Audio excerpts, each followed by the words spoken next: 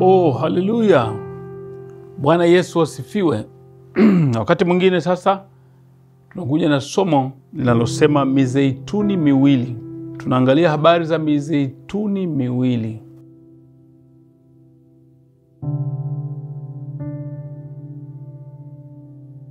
Wapendwa, kichwa cha somo kinaposema mizeituni miwili, mara moja mtu anaweza kupeleka mawazo kwenye miti aina ya mizeituni. Mizeituni ni miti ambayo inapatikana mingi sana pale juu ya mlima ule wa mlima wa Mizeituni ulioko mashariki mwa mji wa Yerusalemu, ambao una miti inayotoa matunda yanaitwa zeituni na hutoa mafuta. Lakini neno la Mungu limekuwa likiwa rahisi sisi kujifunza. Mungu wetu mara nyingine hutumia vitu ambavyo tunavifahamu. Hutumia vitu tunavyovifahamu ili kutufundisha. Kwa hiyo Mungu wetu anajua kama tunajua miti aina ya mizeituni. Sasa hapa anatuletea mizeituni miwili. Hawa ni mashahidi wawili wajulikanao kama mizeituni miwili. Wanavuta hisia na mawazo ya wanatheolojia wengi sana wa masuala ya siku za mwisho. Hii ni kwa sababu wanaonekana kwamba wana mguso wa kipekee kwa taifa la Israeli. Dunia, hatimaye utawala wa mpinga Kristo katika kipindi cha dhiki kuu. Kabla ya kuona mguso wao na kujadili ni akina nani hao, hebu tuone maandiko yanasemaje kuhusu watu hao muhimu. Ufunuo wa Yohana sura 11 mstari wa 1 mpaka 4. Biblia inasema hivi: nikapewa mwanzi kama fimbo, na mmoja akaniambia, inuka ukalipime hekalu la Mungu na madhabahu na hao wasujudiao humo na behewa iliyo nje ya hekalu, wala usiipime, kwa maana mataifa wamepewa hiyo, nao wataukanyaga mji mtakatifu miezi 42. Nami nitawaruhusu mashahidi wangu wawili, nao watatoa unabii siku 1260, hali wamevikwa magunia. Hao ndio ile mizeituni miwili, na vile vinara viwili visimamavyo mbele za Bwana wa nchi. Haleluya. Bwana Yesu asifiwe. Wapendwa, kitabu cha Ufunuo Yohana watu wengi wamekuwa wakikipa majina. Ni msitu, ni bahari, hakiwezekani. Mtu mmoja akanichekesha alipomuuliza maswali mtumishi wa Mungu mmoja, ambaye yule alimuuliza kwa sababu alijua ameshatoka chuoni. Anamuuliza maswali katika kituo cha Ufunuo Yohana. Alishomjibu alimwambia, hapana, uking'ang'ania kusoma kitabu cha Ufunuo Yohana utakuwa kichaa. Huyo ndugu alishangaa sana. Neno la Mungu ambalo limeandikwa katika kitabu cha Ufunuo nijifunze alafu niwe kichaa? Sema ni magumu sana, haiwezekani yale. Huwezi. Wapendwa, kama mtu huelewi, unauliza. Unauliza. Kwa nini umtishe mtu kwamba atakuwa kichaa? Kwa hiyo ina maana yule aliyeandika kitabu hicho kwamba kwanza naye ni kichaa, kwa sababu ni maana yake yeye aliandika kwa sababu anaelewa na mengine ameona. Wapendwa, fungu hili la maandiko linatupa picha kamili ya mashahidi wawili hawa waitwao na Bwana mizeituni miwili. Kabla ya kujadili ni akina nani hawa, ni vyema kuangalia mazingira ambayo watumishi hawa wapekee wanayoyafanyia kazi na upekee wa kazi yao. Haya ndio yanayowafanya wanatheolojia kutafakari na kujiuliza ni akina nani hawa. Kwanza, eneo la huduma yao. Ijapokuwa huduma yao hiyo inakuwa na mguso duniani pote, ni Yerusalemu nchini Israeli, na hekalu la kipindi cha dhiki kuu litakuwa kitovu cha mahali pa kutolea huduma yao. Twende Ufunuo Yohana 11 mstari wa 5 mpaka 7. Biblia inasema, na mtu akitaka kuwadhuru, moto hutoka katika vinywa vyao na kuwa la adui zao. Na mtu akitaka kuwadhuru, vivyo hivyo ndivyo impasavyo kuuawa. Hao wana amri ya kuzifunga mbingu ili mvua isinye katika siku za unabii wao. Nao wana amri juu ya maji kuyageuza kuwa damu na kuipiga nchi kwa kila pigo kila watakapo. Hata watakapomaliza ushuhuda wao, mnyama atokaye katika kuzimu atafanya vita nao, naye atawashinda na kuwaua. Bwana tusaidie sana.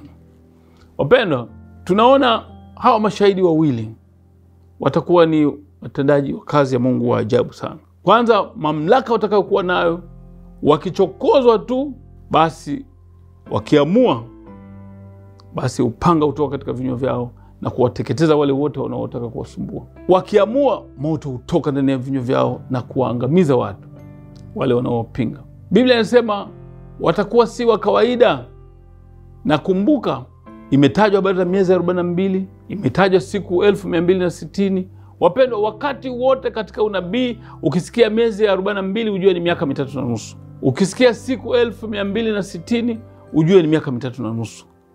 Na ukisikia miaka 3.5 inatajwa wakati wote, basi ujue ni vipindi viwili, miaka 3.5 na 3.5 mara 2, wakati wa kipindi cha dhiki kuu, wakati ambapo kanisa la Mungu limeshaondolewa. Hapo ndio kutakuwa na ile tabu ya Yakobo inayotajwa. Kwa hiyo ukisikia miezi 42, ukisikia siku 1260, ukisikia miaka 3.5, ni kitu kile kile kimoja.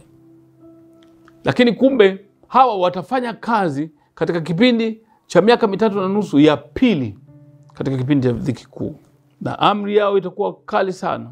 Lakini inasemekana watakaowachokoza tu watawadhuru. Lakini tunaona huko mwishowe yule adui atokaye katika kuzimu atafanya vita nao na kuwashinda. Tusimalizi uhondo, hebu tuendelee.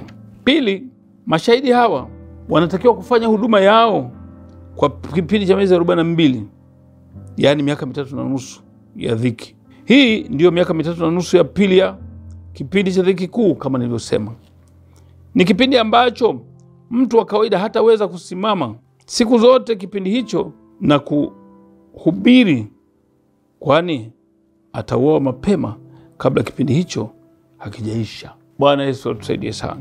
Ina maana kipindi hicho, wapendwa, injili itahubiriwa, lakini mtu wa kawaida hataweza, kwa sababu ni kipindi cha hatari sana. Lakini hata nao watapata vita hiyo, lakini hatimaye pamoja na ushindi wao watauawa.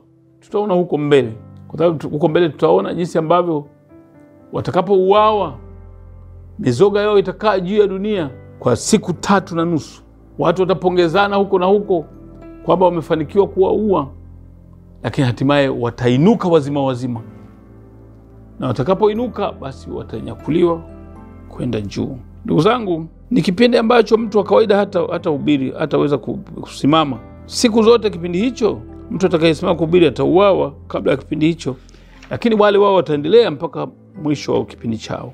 Lakini hawa mashahidi pekee watakuwa na ulinzi maalum na uwezo wa kutenda ishara na maajabu na kupiga dunia katika kipindi cha huduma yao, hata isiwezekane kuwaua mpaka siku ya kutoa kwa unabii zitimie, ndipo watakapouawa.